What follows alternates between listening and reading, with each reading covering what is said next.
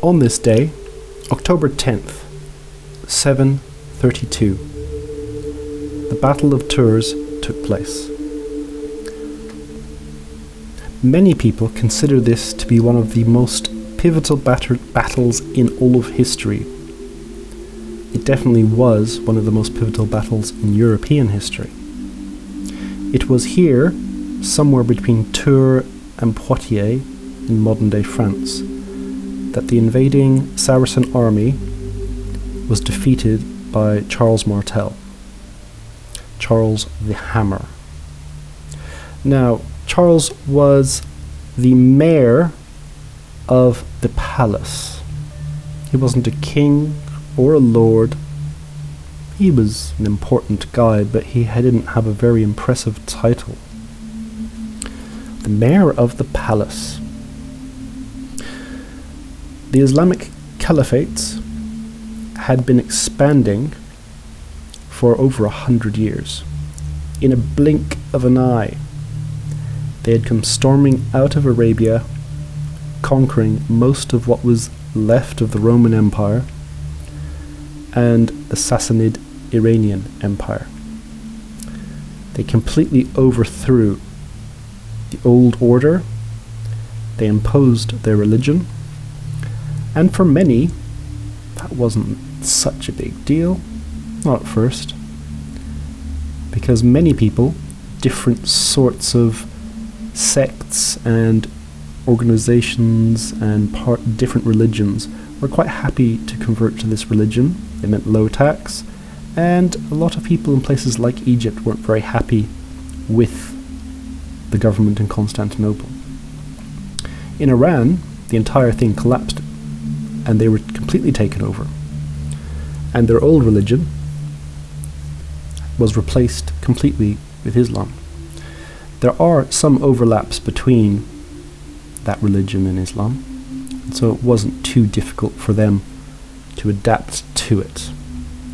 In the West, a similar sort of thing happened.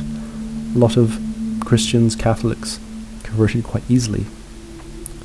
Many didn't, but over the centuries, bit by bit, they did.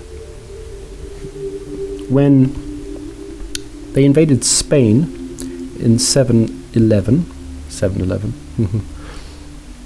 so they had been already conquering Spain for 2 decades. They had overthrown the Visigoths, and now they set their sights on what was once called Gaul. The kingdom of the Franks wasn't like France. This was pre-France, proto-France. There were various parts of this Frankish kingdom, mostly in what is now northern France, the Low Countries, and what is now western Germany. Aquitaine used to be a part of the Visigothic kingdom, and that was ruled at the time by this guy called Odo the Great, and he had been fighting off the Saracens in the south, coming over the Pyrenees, for a few decades now. The Battle of Toulouse was a great success for Odo. He had beaten back the Saracens, but they came back again, conquering a place called Septimania. Let me see if that's right. Septimania. That is now on the south coast of France. It goes from what is now the Spanish border up to the Rhone River. Many old Roman cities, Arles, Narbonne, were placed there. They even went as far as Avignon and into Provence to raid. They went up to Burgundy. So they were getting around modern-day France. Odo realized that he would not be able by himself to fight off the Saracen invaders. And so he appealed to the mayor of the palace, Charles Martel, to come and save him, and save his Christian dukedom in Aquitaine. Charles Martel was willing to do this on one condition. he would have to agree to submit to Frankish rule, which he did because he didn't have much choice. He had tried before to make deals with various Saracen lords in what is now Catalonia and in Spain. Didn't work out for him very well. And so he didn't really have much of a choice, and he said, okay. Now, in this year, 732, the invasion of Aquitaine and Septimania was ongoing.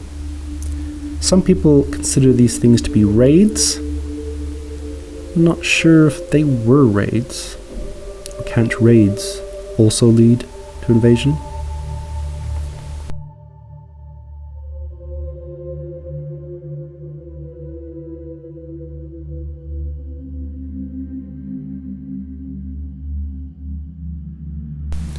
During the Saracen invasion of Aquitaine, they carried off a lot of loot, slaves, they burned churches, they destroyed cities, and they were so full of loot, their carriage train was so full of loot, and they themselves had been in battle for many months at this point. Many of them had been injured, they'd been sick, went hungry, but it seems that they wanted to go, well, it's rumored they wanted to go to Tours to loot the, this St. Martin's Abbey in Tours. So apparently it was one of the wealthiest abbeys in Europe at the time, and one of the most holy shrines in Europe at the time. Something I've never heard of, to be honest. Heard of lots of different abbeys and churches that were important, but not of this. So Charles Martel knew that they were coming, and he decided he needed to act. Years before this, he had actually borrowed money from the Pope so he could train a standing force, which is very unusual in Western Europe at the time. And he convinced the Pope that this is kind of important. Only a few decades before the first siege of Constantinople, and then the second, only about a decade before, both times the Byzantines had seen them off, but it was a close run thing. The Eastern Roman Empire, the Byzantine Empire as we know it now, wasn't in a bad shape. It was barely keeping on. And Spain, obviously, and North Africa, which was a part of, culturally and religiously, a part of Europe at the time, had been overrun, conquered, and that only happened in the last few decades. So we're talking about people who remember that modern day Tunisia and Algeria, Morocco, were Christian and they were part of the West, as was Spain, and they'd been overrun. This was kind of important. There are some people who say that it wasn't that important. I disagree with them. This was the first time they had been pushed back. They had been held off at Constantinople, but at this point it wasn't even certain that that was going to last. This was the first time they were really put back. They went right up to Tours, which is not that far from Paris. They were defeated and sent back to Spain over the Pyrenees. Over the next couple of years, over the next couple of decades, they did try again to conquer parts of France, around the Rhone Valley, into Provence, up towards Avignon. But again, they were defeated and pushed back. Tours was the high water mark, and I believe that this is important for that reason. Perhaps there wouldn't have been a West. Perhaps there wouldn't have been a Europe, or a France, or a Germany, or anything. So, on this day, October 10th, 732, Charles Martel and his men met invading Saracens near Tours. Come back tomorrow for more.